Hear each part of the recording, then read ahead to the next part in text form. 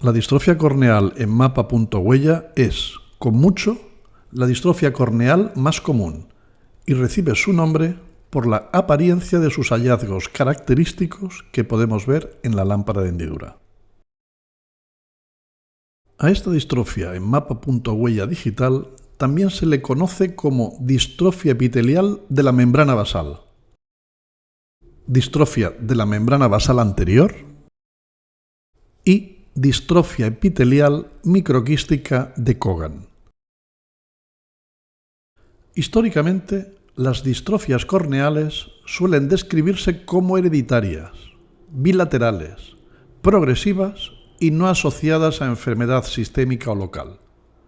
Sin embargo, en la mayoría de los casos, la distrofia de mapa.huella dactilar es esporádica y puede ser una afección degenerativa en lugar de familiar.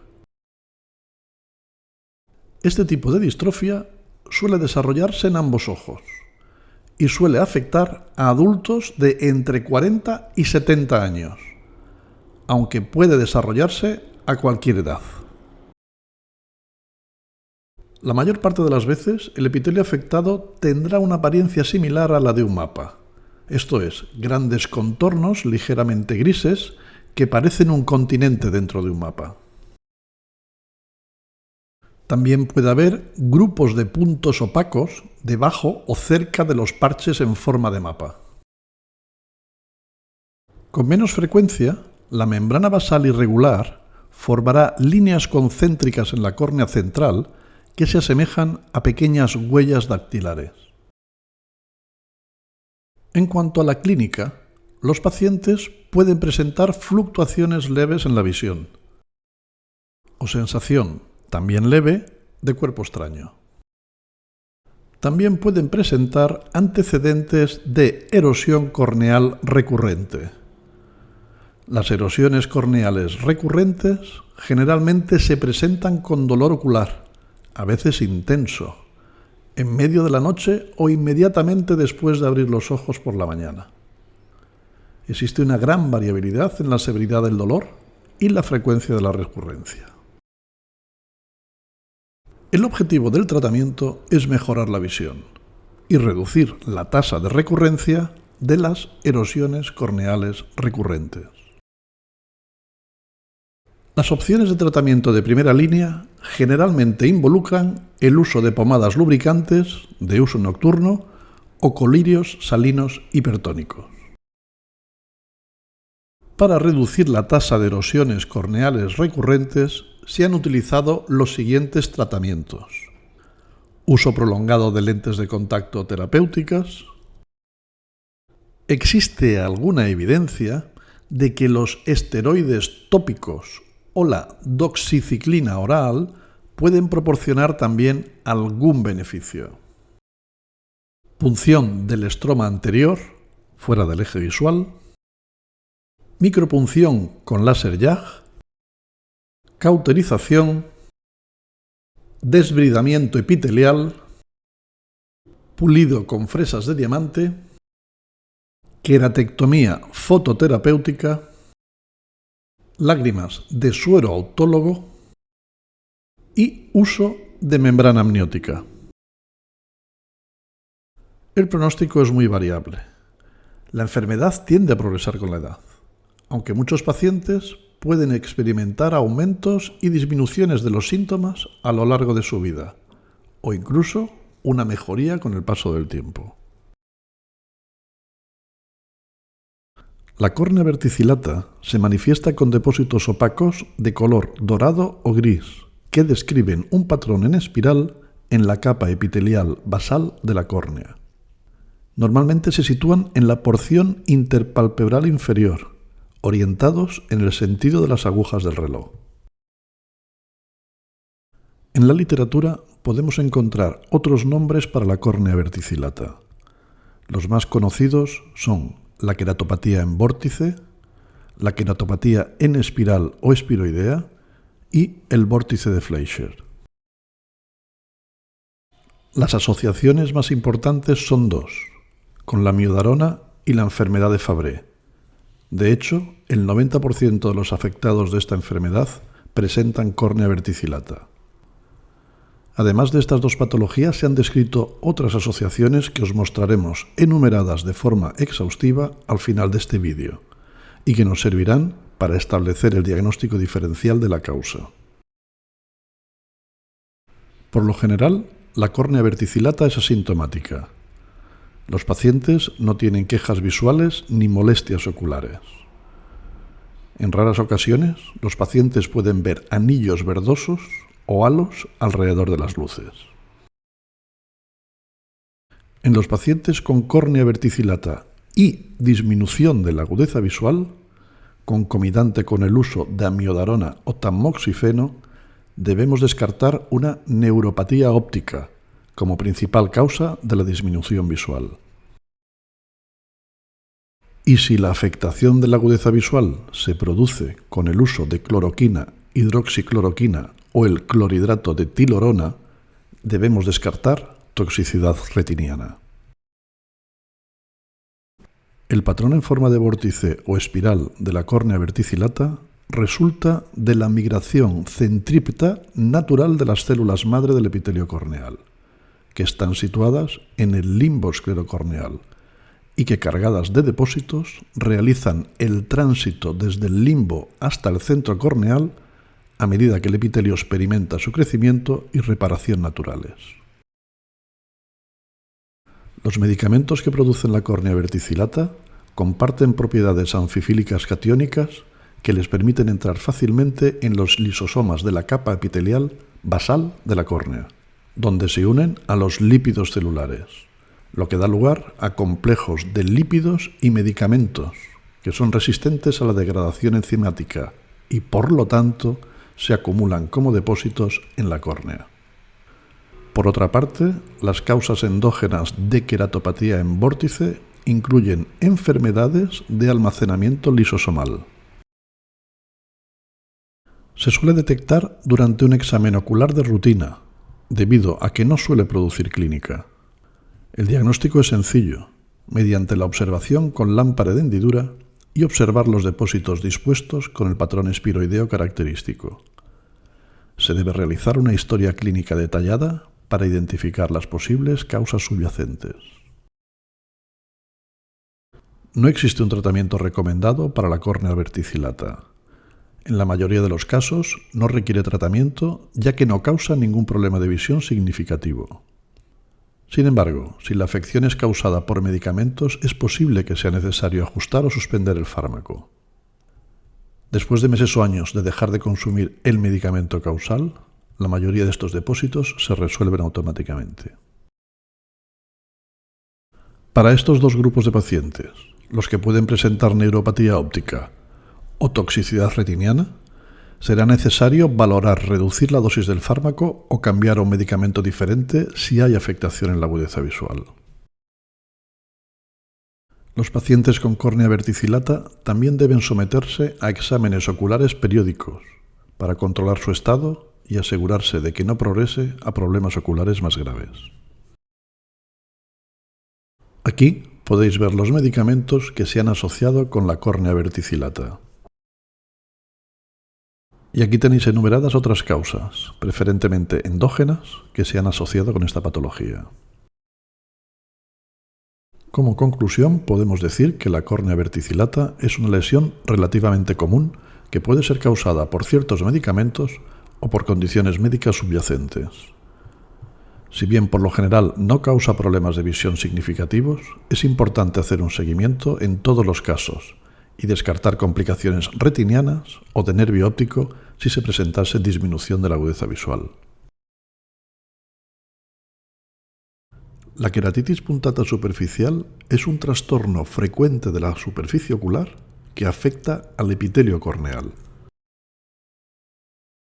Se trata de una enfermedad de la superficie ocular caracterizada por la presencia de múltiples erosiones corneales superficiales, de pequeño tamaño, redondeadas, o también lesiones corneales epiteliales puntiformes. La queratitis puntata superficial puede ser causada por una variedad de factores, incluido el síndrome de ojo seco, el uso de lentes de contacto, enfermedades de la superficie ocular, factores ambientales como la exposición al viento o al polvo, traumatismos y agentes infecciosos como infecciones virales o bacterianas. El síndrome de ojo seco es una de las causas más comunes de queratitis punctata superficial. Ocurre cuando los ojos no producen suficiente lágrima o cuando la calidad de la lágrima es mala.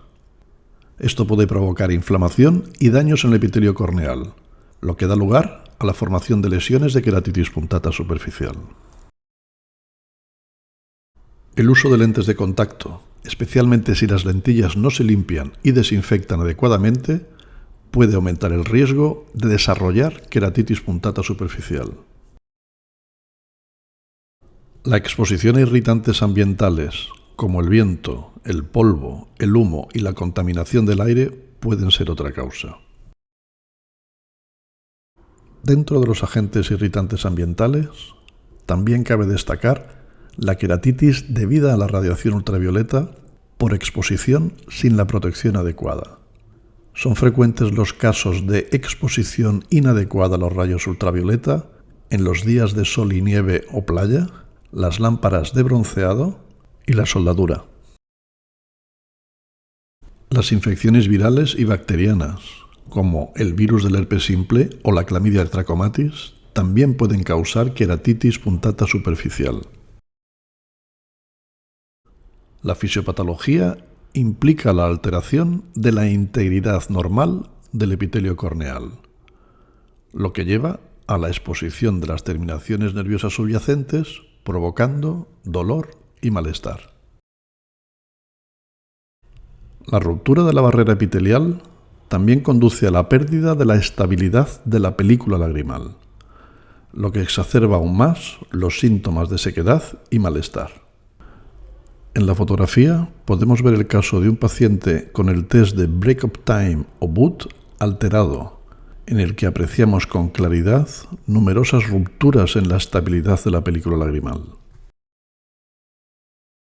La clínica de la queratitis punctata superficial incluye síntomas como irritación ocular, malestar y dolor, fotofobia y sensación de cuerpo extraño.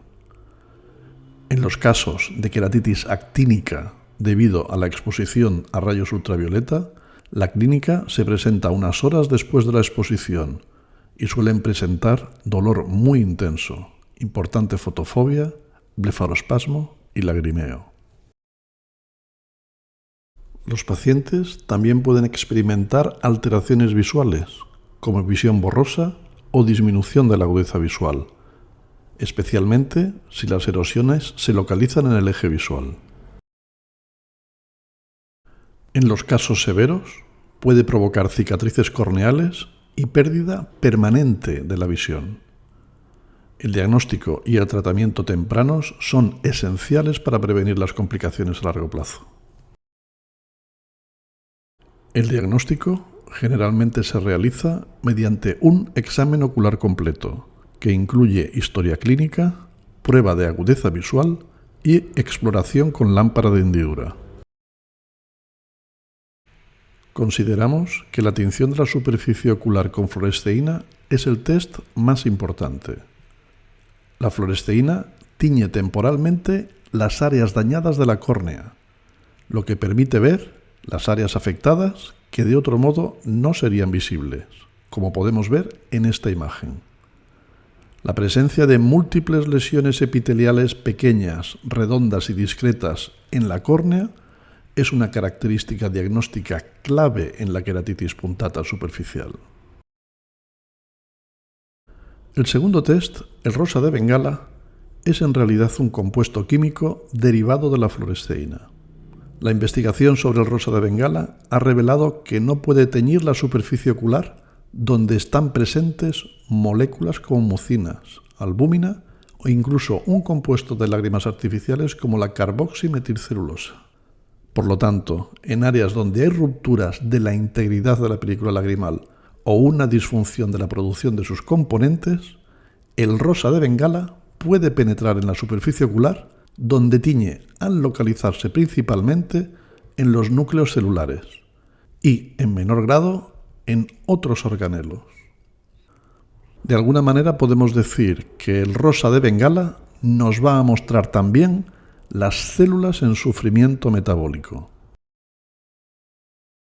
Se pueden realizar pruebas adicionales para determinar la causa subyacente de la queratitis punctata superficial, como el test de Schirmer para medir la producción de lágrimas o cultivos para identificar cualquier infección bacteriana o viral. El tratamiento de la queratitis punctata superficial implica identificar y abordar la causa subyacente de la afección. En los casos en que el síndrome de ojo seco es la causa, el tratamiento puede incluir el uso de lágrimas artificiales, otros lubricantes tópicos y tapones lagrimales. También se pueden recetar humectantes oculares para ayudar a aliviar los síntomas y promover la curación del epitelio corneal.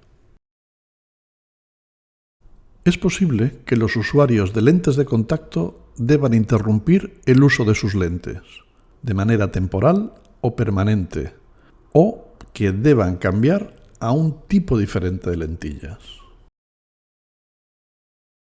En el caso de agentes infecciosos, pueden ser necesarios antibióticos tópicos o sistémicos, o agentes antivirales apropiados. En casos severos de queratitis punctata superficial, los corticoides tópicos pueden ser necesarios para reducir la inflamación, promover la recuperación tisular y prevenir la cicatrización anómala. La prevención incluye evitar la exposición a agentes irritantes ambientales como el humo y el polvo, mantener buenas prácticas de higiene al manipular las lentes de contacto, usar gotas lubricantes para los ojos con regularidad si se tiene ojo seco, y buscar tratamiento inmediato para enfermedades de la superficie ocular o cualquier infección ocular.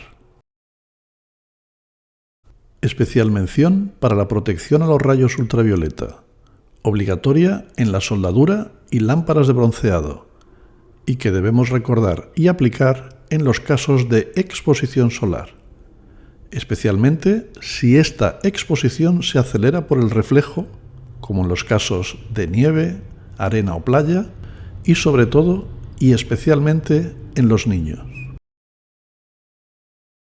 Los exámenes oculares regulares o periódicos también son importantes para detectar y tratar la queratitis punctata superficial de manera temprana, antes de que pueda causar daño permanente a la córnea. Los pacientes con síndrome de ojo seco también deben recibir formación sobre las técnicas de tratamiento adecuadas, como el uso de lágrimas artificiales, y evitar también los factores exacerbantes. Como conclusión, decir que la queratitis punctata superficial es una enfermedad común de la superficie ocular, que puede ser causada por una gran variedad de factores. El diagnóstico y el tratamiento tempranos son esenciales para prevenir complicaciones a largo plazo, como la cicatrización corneal anómala y la pérdida permanente de la visión. Tomar medidas preventivas, como mantener buenas prácticas de higiene y buscar un tratamiento rápido para cualquier infección ocular, puede reducir el riesgo de desarrollar queratitis punctata superficial y proteger su visión. Si experimenta algún síntoma de queratitis punctata superficial, como dolor en los ojos, enrojecimiento o sensibilidad a la luz, es importante buscar atención médica inmediata por parte de un profesional en el cuidado de los ojos.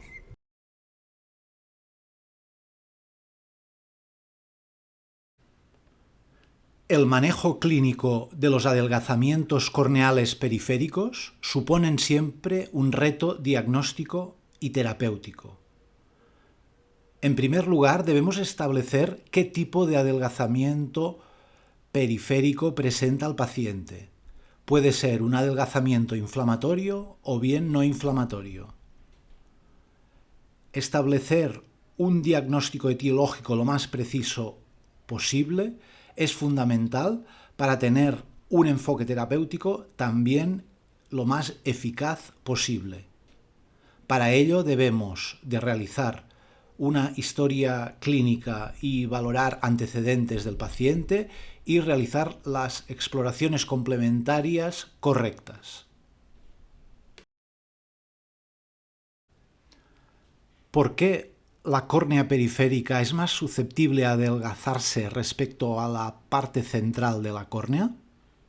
En primer lugar, debido a la cercanía de esta córnea periférica de las arcadas vasculares y linfáticas del limbo corneal. Ello facilita la difusión tanto de elementos celulares como humorales, como por ejemplo inmunocomplejos o complementos. También la parte periférica de la córnea es más susceptible a la isquemia en caso de oclusión de dichas arcadas vasculares, lo cual facilita la ulceración y la necrosis de esta córnea periférica. Se ha visto también que el colágeno de la córnea periférica es menos compacto que en la parte central. También existe una menor inervación de la parte periférica de la córnea y asimismo una mayor actividad mitótica de los diferentes tipos celulares presentes en la córnea periférica, tanto epitelio como endotelio, como distintas células del estroma corneal. También esta parte periférica, por último, es más susceptible a un desequilibrio entre las metaloproteinasas o colagenasas y los inhibidores de estas colagenasas. En los adelgazamientos corneales periféricos de tipo inflamatorio, vamos a encontrar los siguientes signos clínicos. En la fase aguda encontramos hiperemia periquerática, edema corneal periférico que puede disimular el adelgazamiento periférico, dolor, pérdida visual, fotofobia, epífora, blefarospasmo y, muy importante, debemos encontrar un defecto epitelial positivo a la tinción con fluoresceína y normalmente de carácter semilunar, puesto que es la córnea periférica en toda su circunferencia la que se puede ver afectada. También encontraremos infiltrado blanquecino, infiltrado inflamatorio en la parte periférica de la córnea, más o menos extenso y en la zona del adelgazamiento. También podemos encontrar perforación de la córnea en caso de que el adelgazamiento haya progresado hasta producirse la pérdida completa del estroma corneal periférico. En la fase crónica de estos adelgazamientos, ahí vamos a ver que existe un adelgazamiento, vascularización, una vascularización que puede simular un pseudoterigion, una entrada de vasos sanguíneos sectoriales en una parte de la córnea periférica. No va a haber defecto epitelial ni hiperemia periquerática, pero sin embargo sí que va a existir una irregularidad en el epitelio corneal en la parte periférica de la córnea y también una irregularidad topográfica. Debemos de valorar si existe o no existe escleritis asociada al adelgazamiento corneal y también valorar si existen signos a nivel de un solo ojo o a nivel de los dos ojos, si en caso de ser bilateral, normalmente nos apoyará más en una etiología de causa sistémica autoinmune de esta enfermedad. Una de las formas clínicas típicas del adelgazamiento corneal periférico de tipo inflamatorio es el llamado queratitis ulcerativa periférica, PUK o PUK en terminología inglesa como Peripheral ulcerative keratitis, como vemos en este ejemplo de granulomatosis con poliangeitis, la antigua enfermedad de Wegener, en la que vemos infiltrados corneales blanquecinos en 180 grados de la parte inferior de la córnea con ulceración y defecto epitelial, fluo positivo e hiperemia difusa. Aquí vemos un adelgazamiento corneal periférico inflamatorio en su fase crónica, correspondiente a un paciente con artritis reumatoidea y síndrome de Sjögren secundario, con una perforación autosellada y en la que vemos una irregularidad epitelial periférica pero sin defecto fluo positivo en el momento actual, y también vemos la presencia de una sinequia anterior periférica en una perforación autosellada con la encarceración del iris en la parte interna de la perforación. En los adelgazamientos corneales periféricos de tipo inflamatorio, debemos establecer un diagnóstico diferencial con otras entidades. Aparte de la queratitis ulcerativa periférica mencionada, en la que existe un adelgazamiento corneal progresivo inflamatorio con progresión circunferencial,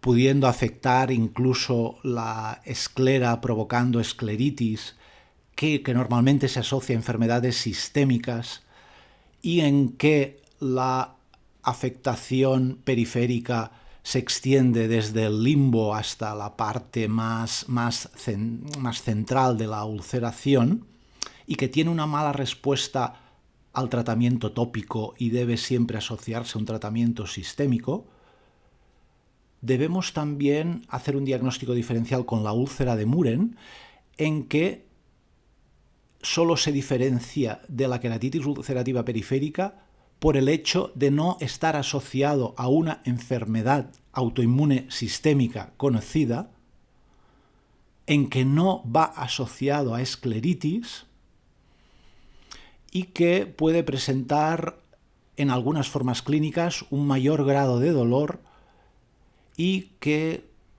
también debe asociarse en muchos casos un tratamiento inmunosupresor sistémico para su control.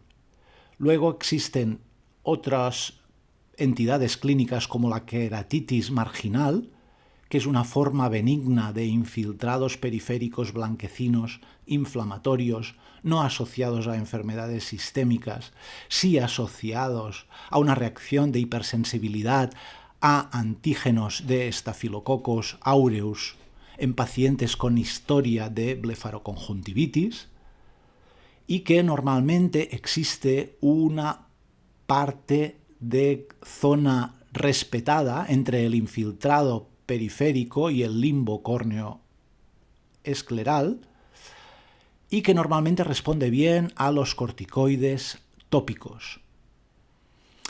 También podemos encontrar úlceras infecciosas, queratitis infecciosas en la parte periférica de la córnea, no asociadas a enfermedades sistémicas, en que también normalmente existe una zona de claridad respetada de córnea periférica entre la queratitis infecciosa y el limbo corneoescleral. El paciente puede presentar mucho dolor debido a que la etiología es infecciosa, y que normalmente va a responder bien al tratamiento tópico antimicrobiano pertinente.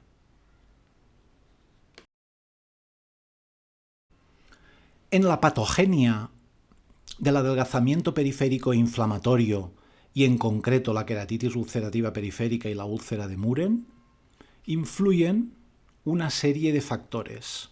En primer lugar, factores genéticos predisponentes, como determinados tipos de antígeno de histocompatibilidad, HLA.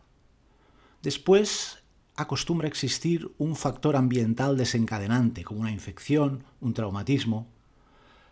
Factores sistémicos, como la presencia de autoantígenos, como el factor reumatoide o factor anticitoplasma de neutrófilo, y factores locales de la córnea periférica como factores vasculares, tipo isquémico, tipo trombóticos en estas áreas vasculares.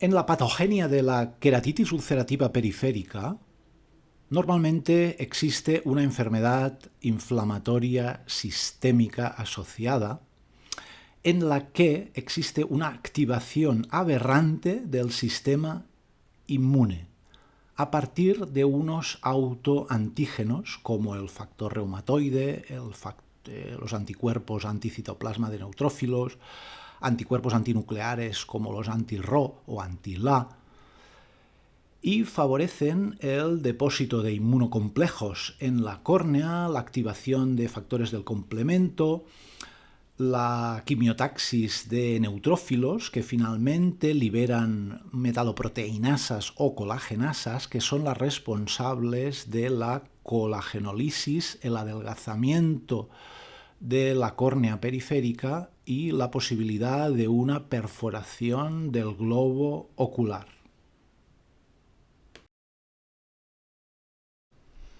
¿Cuáles son las enfermedades sistémicas asociadas a la queratitis ulcerativa periférica?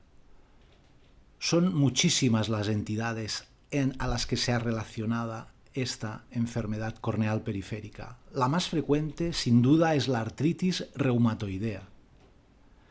En ella, la queratitis ulcerativa periférica suele ser una manifestación tardía de la enfermedad, en fases avanzadas de la misma.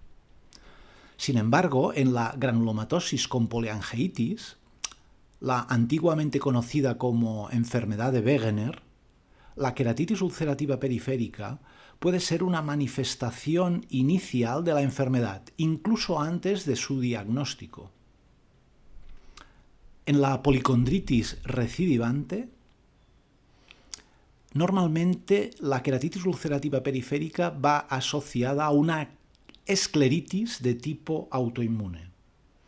Otras enfermedades de tipo autoinmune o del colágeno asociadas a la queratitis ulcerativa periférica son el lupus eritematoso sistémico, la granulomatosis eosinofílica con poliangeitis, la antiguamente conocida como enfermedad de Schurk-Strauss, y enfermedades a las que normalmente no asociaríamos la presencia de queratitis ulcerativa periférica como enfermedad inflamatoria intestinal tipo enfermedad de Crohn o incluso la misma enfermedad de arteritis de Horton, que normalmente va asociada a una neuropatía óptica isquémica, pueden relacionarse con queratitis ulcerativas periféricas.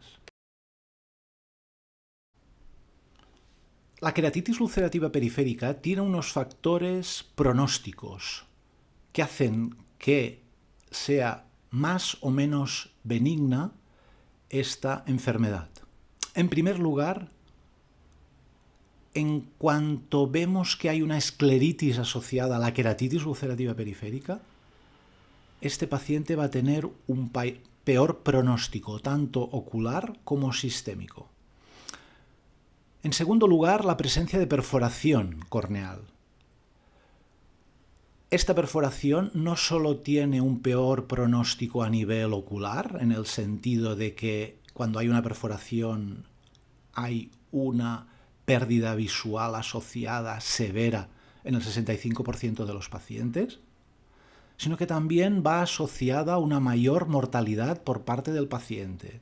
De hecho, en caso de que exista una perforación unilateral, se ha asociado un 24% de mortalidad, mientras que cuando la perforación es bilateral existe incluso un 50% de mortalidad en poco tiempo.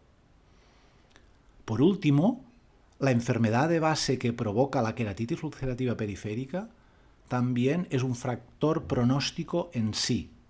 Así, por ejemplo, en la granulomatosis con poliangeitis se ha visto que existen secuelas visuales en el 50% de los pacientes a pesar del tratamiento que se siga.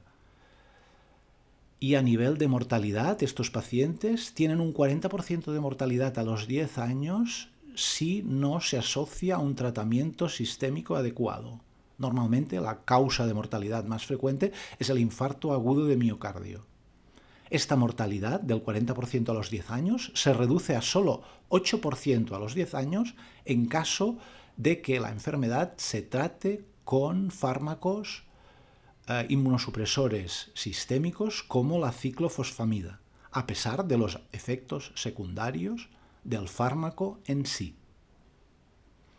En relación, cuando la queratitis ulcerativa periférica se asocia a artritis reumatoidea, normalmente implica un grado avanzado de la enfermedad, lo cual indica que hay un mayor número de órganos afectados y por tanto una mayor mortalidad en este tipo de pacientes. Los signos clínicos de la queratitis ulcerativa periférica son, propiamente dicho, unas úlceras semilunares en la parte periférica de la córnea. Existe también una limbitis, escleritis o episcleritis asociada en muchos casos. El adelgazamiento progresivo de la parte periférica de la córnea puede conllevar a la presencia de un descematocele e incluso una perforación corneal con herniación del iris asociada. Y también, en caso de una progresión periférica circunferencial del adelgazamiento corneal periférico, encontramos el signo clínico de la córnea en lente de contacto.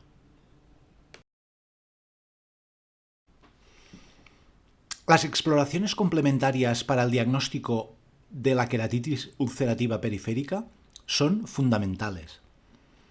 Una analítica con proteína C reactiva, velocidad de sedimentación, hemograma, etc., nos pueden orientar hacia un tipo u otro de enfermedad.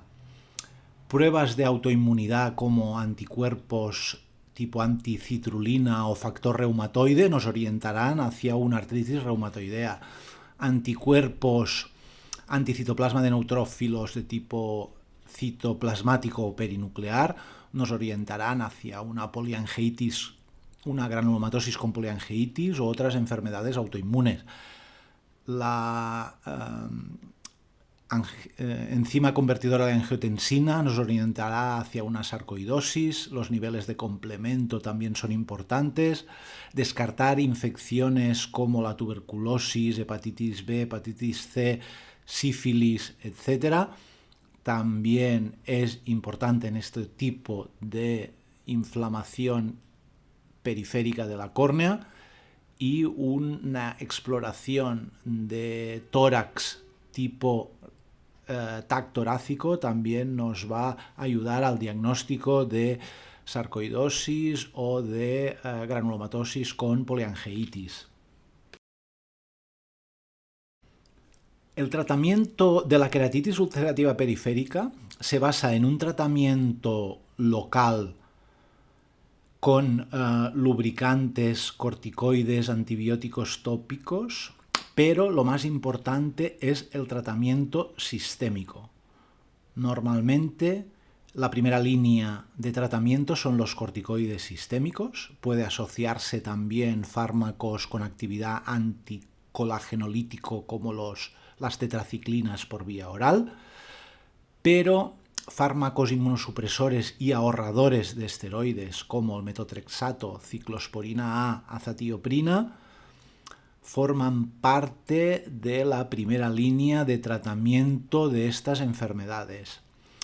Fármacos biológicos como el rituximab o anti-TNF-alfa como el adalimumab son también importantes hoy en día en el manejo de estas enfermedades.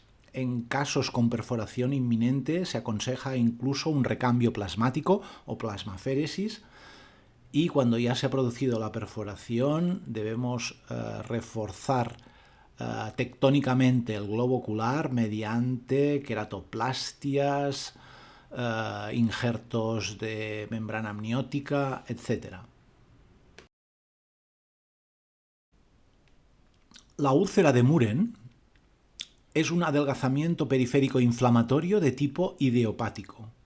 Hay una ulceración en semiluna periférica sin zona libre de afectación entre el limbo y la ulceración, con bordes sobrelevados, inyección ciliar marcada, dilatación vascular y, lo más importante, debemos descartar la presencia de enfermedad autoinmune sistémica para establecer el diagnóstico de úlcera de Muren. El tratamiento se va a establecer de forma tópico y sistémico. A nivel tópico, la ciclosporina también juega un papel importante. La úlcera de Muren es, pues, una queratitis ulcerativa periférica de tipo idiopática, no asociado a enfermedad sistémica. Es una ulceración periférica, circunferencial, progresiva, con propagación hacia el centro después de afectar a toda la periferia corneal.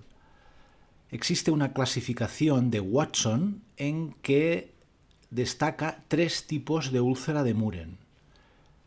La úlcera de Muren tipo 1 es una úlcera de tipo unilateral, rápidamente progresiva y que ocurre en pacientes ancianos, mujeres con mayor predisposición que hombres. Existe un dolor muy severo, aunque es raro que perfore. En el tipo 2 es una úlcera de Muren bilateral que se produce en pacientes jóvenes y aunque tiene una progresión lenta. Es más frecuente en raza africana, hindú y asiática, y aunque la progresión es lenta, puede llegar a perforar y requiere inmunosupresión sistémica. En la úlcera de Muren tipo 3 también se trata de una úlcera de tipo bilateral que se presenta en pacientes de edad media, tiene un menor componente inflamatorio, menos dolor. También es más habitual en raza hindú, raramente perfora y normalmente se maneja con tratamientos tópicos, incluidos la ciclosporina tópica. Los casos bilaterales pueden ser muy asimétricos. Adelgazamientos corneales periféricos no inflamatorios.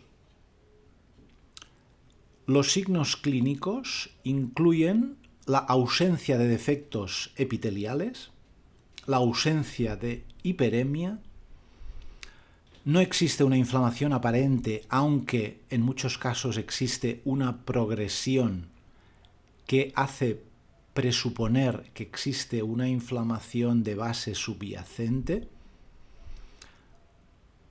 Como he comentado, es posible la progresión, aunque no exista una inflamación aparente. Es posible también la perforación y normalmente va asociado a vascularización y depósitos y opacidades en la parte periférica de la córnea. ¿Cuál es el diagnóstico diferencial de las enfermedades por adelgazamiento corneal periférico no inflamatorio? En primer lugar, tenemos al DELEN. El DELEN es un adelgazamiento sectorial periférico normalmente asociado a una sobrelevación, a una lesión sobrelevada en el limbo corneoescleral, que lo que provoca es una deshidratación sectorial de la córnea. Puede ser progresivo, aunque es raro que llegue a perforarse. Otra entidad clínica es la degeneración en surco, conocida en inglés como furrow degeneration. Es un adelgazamiento circunferencial en la parte periférica, asociado a personas de edad avanzada, normalmente que también presentan un arco senil o gerontoxon. Puede ser progresivo, aunque raramente ha perforado y normalmente no existe vascularización ni signos de inflamación. Otra entidad es la degeneración marginal pelúcida. Se trata de una patología ectásica de la córnea periférica en que existe un adelgazamiento no inflamatorio de la parte periférica de la córnea, normalmente a nivel inferior. Puede ser progresivo. No hay vascularización, no hay opacificaciones ni depósitos lipídicas. Otra entidad es la degeneración marginal de Terrien, en que también hay un adelgazamiento corneal periférico, normalmente de inicio superior, aunque puede extenderse por toda la circunferencia de la córnea. Va asociado a neovascularización y depósitos lipídicos en la parte adelgazada. El diagnóstico diferencial de las diferentes entidades clínicas que provocan adelgazamientos corneales periféricos no inflamatorios puede ser complejo. También, en primer lugar, hay que diferenciarlos de adelgazamientos de causa inflamatorio, pero que están en su fase crónica. En estos casos, aunque sean de causa inflamatoria, en su fase crónica pueden estar completamente epitelizados y sin signos inflamatorios. En este caso, la tomografía de coherencia óptica OCT de alta resolución nos puede indicar algunos signos que pueden orientarnos a si la etiología es inflamatoria o no inflamatoria. Normalmente, en los adelgazamientos de tipo inflamatorio existe una banda hiperreflectiva en el estroma anterior de la zona adelgazada. Sin embargo, en los adelgazamientos no inflamatorios, la reflectividad de la señal de OCT es más homogénea, tal como nos indica el trabajo publicado por el equipo del Bascom Palmer de Miami.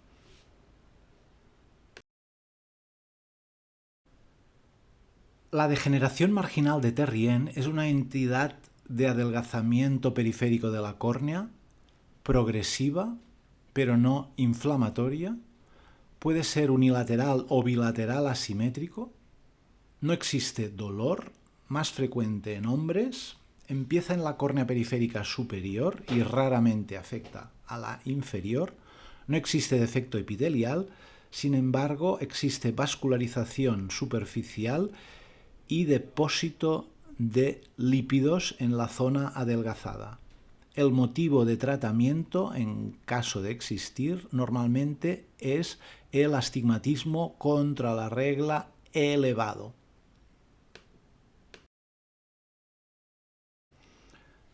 Los signos clínicos de la degeneración marginal de Terrien son la formación de un surco en la córnea periférica sin defecto epitelial, fluo negativo, lentamente progresivo.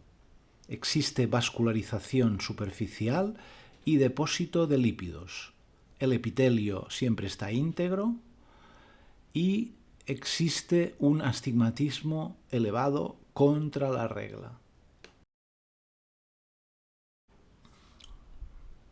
En la degeneración marginal de Terrien existen distintos grados de progresión de la enfermedad. Así, se describen diferentes estadios en función de el grosor más fino detectado. Así, en un estadio 1 existen solamente opacidades blanco-grisáceas en la córnea superior, pero con una paquimetría de más de 560 micras. En un estadio 2 se delimita más marcadamente el surco periférico, depósitos lipídicos y una paquimetría periférica entre 410 y 560 micras. En el estadio 3, el adelgazamiento ya ha pasado a ser inferior a 410 micras, pero superior a 240 micras.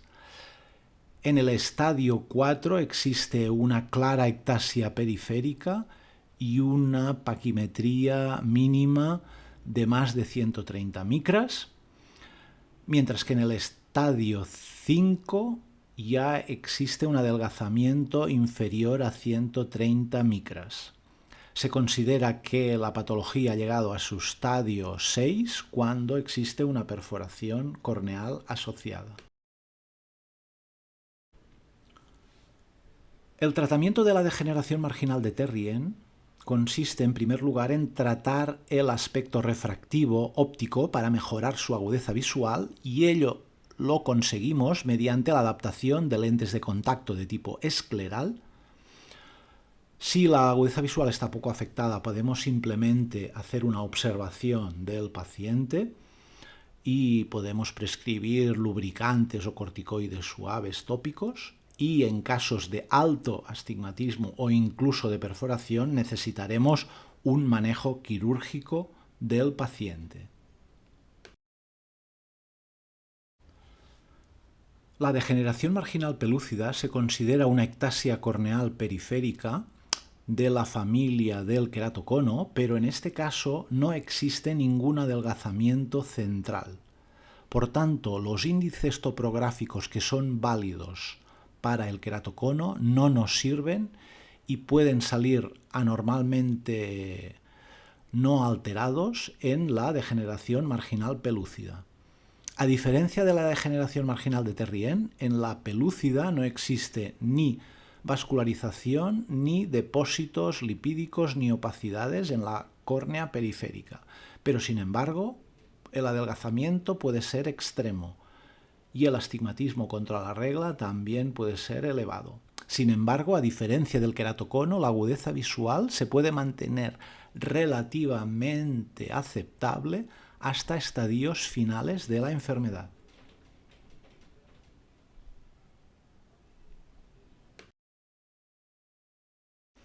El manejo quirúrgico de los adelgazamientos corneales periféricos y las perforaciones en caso de producirse es similar independientemente de la causa de la enfermedad, incluso de si es inflamatoria o no inflamatoria. En los casos inflamatorios es más importante controlar el aspecto sistémico y crear una inmunosupresión sistémica para que no existan recidivas y para que no progrese la colagenolisis en los márgenes de la reparación quirúrgica, pero en general el procedimiento terapéutico quirúrgico será el mismo, desde aplicar tan solo parches de cianoacrilato como aplicar parches de membrana amniótica, o bien ya pasar a realizar parches mediante córnea de donante, córnea halogénica. En caso de no haberse producido la perforación, indicaremos normalmente una queratoplastia lamelar tectónica, y en caso de haberse producido una perforación, o realizaremos queratoplastias penetrantes tectónicas o queratoplastias parcialmente penetrantes, parcialmente lamelares, en la que creando injertos donantes en forma de seta o mushroom shape grafts.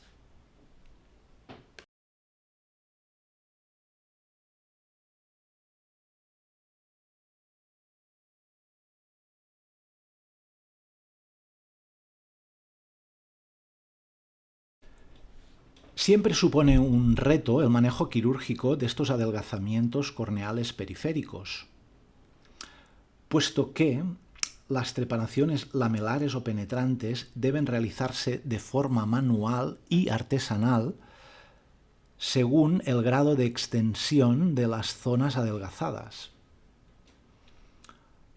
En general, utilizamos la técnica del calcado o copy and fix para reproducir unos injertos en la córnea donante que puedan superponerse a la zona adelgazada y debilitada del receptor. y proceder a un tallado lo más preciso posible. Normalmente son necesarios trépanos de gran diámetro.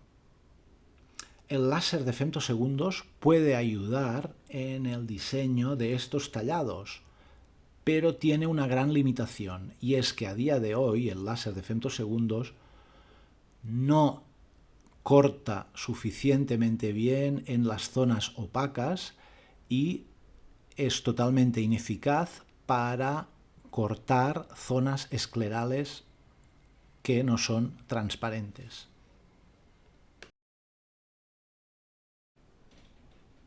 Este es el aspecto quirúrgico de una degeneración marginal de Terrien en estadio 5, en el que se utilizó un injerto de donante y tallado en forma de herradura periférica, realizando una queratoplastia lamelar tectónica en herradura. Conclusiones sobre el adelgazamiento corneal periférico. Existe un amplio diagnóstico diferencial tanto en los adelgazamientos inflamatorios como en los no inflamatorios. La historia clínica, las exploraciones complementarias, incluido el OCT de segmento anterior, son de utilidad para el correcto diagnóstico de esta enfermedad. Es muy importante diagnosticar la existencia de una enfermedad sistémica subyacente en los casos de adelgazamiento inflamatorio. El correcto diagnóstico y tratamiento de estas enfermedades sistémicas son básicas para reducir tanto la morbilidad ocular y pérdida de agudeza visual secundaria a estos adelgazamientos corneales, como para reducir la mortalidad y mejorar la supervivencia de los pacientes con estas enfermedades. Las características clínicas y la localización de las lesiones son importantes para diferenciar las distintas causas de adelgazamientos periféricos no inflamatorios. El manejo terapéutico de estos adelgazamientos difiere en función de la severidad del adelgazamiento.